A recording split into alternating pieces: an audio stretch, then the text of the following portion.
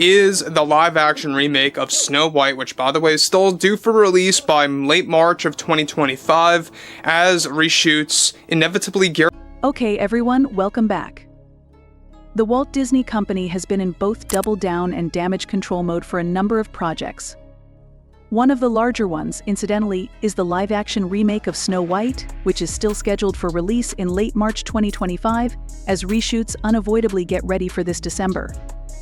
We are currently in the final weeks of October 2024, and before we enter November, we know that there will be a lot of announcements regarding the multiple divisions, such as Lucasfilm, Marvel Studios, and others out there like Pixar.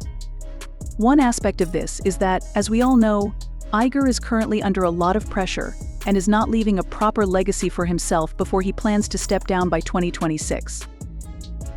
By the way, there have been numerous disagreements between him, the Disney executives, the board of directors, and others, and this is where things start to fall apart even more when he goes into damage control mode once more over the Snow White live-action remake.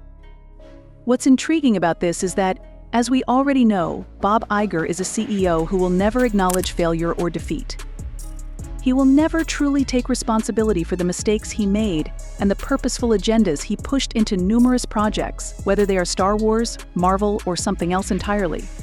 However, what's fascinating about this is much more related to Bob Iger and his overall stance against the general public for actually entering this boycott, if you will quote-unquote, many families refusing to see Snow White because of their problems with Rachel Zegler, etc. And this is what he had to deliver regarding that. Naturally, the Walt Disney Company is now playing the blame game against a significant portion of the public for many of their failures in both film and television. One significant development that is currently taking place has more to do with Disney CEO Bob Iger and what he had to deliver regarding the snow. The film's escalating reaction and the white boycott in his remarks as CEO, Iger said, "I am proud to address our plans for the future of our live-action remakes. One in particular is Snow White and the concerns that we have dealt with from the criticism toward our direction and the lead actress Rachel Zegler in our upcoming feature. We here at the Disney Company find it to be deeply offensive to those that are willing to go as far as to avoid a film for one reason, and that is our support for diversity, equity, and as I am willing to defend DI as nothing more than a tactic for us at the Disney Company to increase our customer base and give everyone worldwide the chance to be a part of these iconic tales. These kinds of behaviors are not only harmful to our creatives and talents who star in the movie, but also to a significant portion of our core customer base that is starting to believe these false narratives about the company. Miss Zegler will soon begin one of the most famous characters that gained popularity in 1937, and our goal is to rewrite Snow White in a way that appropriately acknowledges and upholds DI if that is one of the issues. Then, I believe that losing through the CEO's perspective on this project is something more significant than a movie and demonstrates that we are dealing with global issues. The Disney Company has never been and will never be about imposing any kind of ideology on films or television shows targeted at younger audiences. We have never done that, and something similar that will never occur under my supervision. For a movie like Snow White, it was crucial that we give Miss Zegler a role that reflects a different ethnic background than what we have seen in earlier Snow White versions in order to attract a new audience. However, let me point out that Iger lies once more when he claims that they have never pursued any kind of ideology or agenda quote-unquote toward a younger audience base or a younger audience, percentage of their customer base if you will, and that is absolutely true. They have repeatedly done this with a number of features available. We have also seen what they have done with The Little Mermaid, Snow White, Tinkerbell, and other characters that have been a part of popular culture for decades. It's not just about the Disney live-action characters based on animated classics, it also extends to things like Marvel, Star Wars, and other brands, so Bob Iger. At this point, he is merely attempting to appease the shareholders by persuading them that whatever they are hearing from the public is untrue.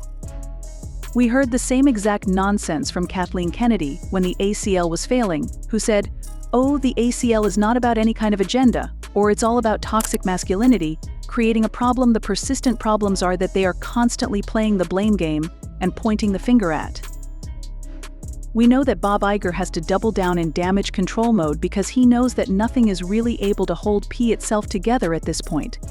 That's where it really starts to pick up and gain traction. One group that they claim to be a minority is actually a majority. Let's be honest, the number of families that boycott something like Snow White, that have a problem with Rachel Zegler, is actually quite large, more so than you would even believe honestly. Disney's live-action remakes have faced significant challenges recently, particularly with their much-anticipated Pirates of the Caribbean reboot. As of now, 2 different reboots are in development, and while they won't be considered direct sequels to the original films, there's a lot more to unpack about these projects. The direction these reboots are taking has stirred up mixed reactions from both fans and critics, primarily because the concept of not tying them directly to the beloved franchise raises questions about their storyline, characters, and overall vision. This decision to distance these films from the traditional sequel format suggests a strategic shift by Disney, aiming to refresh the franchise for a new generation while still attempting to honor its roots. Bob Iger, Disney's CEO, has been vocal about the company's direction for these projects and its broader approach to diversity and inclusion in all future productions. He addressed the criticism that Disney's recent moves reflect a hidden agenda, pushing back against claims that the company is forcefully injecting social themes into its films. He argued that those who see Disney's evolving strategies as agendas simply misunderstand what an agenda entails. In his view, the changes that Disney is implementing are less about pushing a specific ideology and more about embracing natural evolution in entertainment, driven by society's growing awareness of diversity, equity, and inclusion. One notable figure caught in this wave of criticism is Rachel Zegler, who has faced an onslaught of negative commentary regarding her role in Disney's upcoming adaptation of Snow White. Iger addressed these critiques head-on, emphasizing that the backlash against Zegler is not only baseless but also rooted in problematic attitudes. He argued that the criticism lacks substance and fails to acknowledge Disney's commitment to evolving its storytelling to reflect a more inclusive world. According to Iger, the company's focus is on adapting its movies and television shows to be more representative of the global audience they aim to reach, reflecting the realities of the modern world in 2024 and beyond. The debate around Disney's stance on DEI initiatives extends beyond just Snow White. In the coming months, Disney plans to expand its commitment to diversity in their future live-action adaptations, including iconic titles like Hercules and The Sword in the Stone. The announcement of this initiative has already sparked a wave of controversy among traditional Disney fans who feel that these classic tales should remain untouched by contemporary social themes. Critics argue that the push for DEI in these remakes might overshadow the original stories, diluting their essence in the process. However, Disney remains steadfast, believing that these adaptations are not just about preserving tradition but also about progressing in ways that resonate with today's audiences. Despite Disney's attempts to clarify its vision, many believe that the company's leadership, particularly Bob Iger, is out of touch with its core audience. The criticism suggests that Iger is struggling to balance the company's need for modern relevancy with the expectations of fans who have grown up with these classic tales. Critics have pointed to his seemingly contradictory statements as evidence of this disconnect. On one hand, Iger openly admits that Disney is integrating DEI principles into upcoming projects like Hercules and The Sword in the Stone, while on the other, he insists that the company has no specific agenda. To some, this back and forth appears disingenuous, raising doubts about whether Disney genuinely believes in these initiatives, or if it's simply a calculated move to align with current social trends. This contradiction in messaging has led to intense scrutiny of Disney's true intentions. Some argue that the company is merely paying lip service to social progress in order to shield itself from criticism while trying to profit off these cultural shifts. Others believe that Disney is authentically trying to lead the way in transforming the entertainment industry, using its influence to shape a more inclusive future. Regardless of where one stands on this issue, the controversy highlights a deeper conversation about the role of corporations in social advocacy and the impact of these decisions on their creative outputs. As Disney continues to navigate these turbulent waters, the upcoming announcements and projects will serve as a litmus test for their strategy. If they can successfully blend innovation with the beloved elements of classic storytelling, they may yet win over skeptical fans. However, if the perceived inconsistencies in their messaging and direction persist, the company could risk alienating a portion of its loyal audience. Whether Disney's evolution will lead to a renaissance of creativity or a detour from its legacy remains to be seen. But one thing is clear: the stakes have never been higher for the Magic Kingdom. Although he feels that his statements are wholly untrue and that he doesn't believe them, he must say them to appease the shareholders.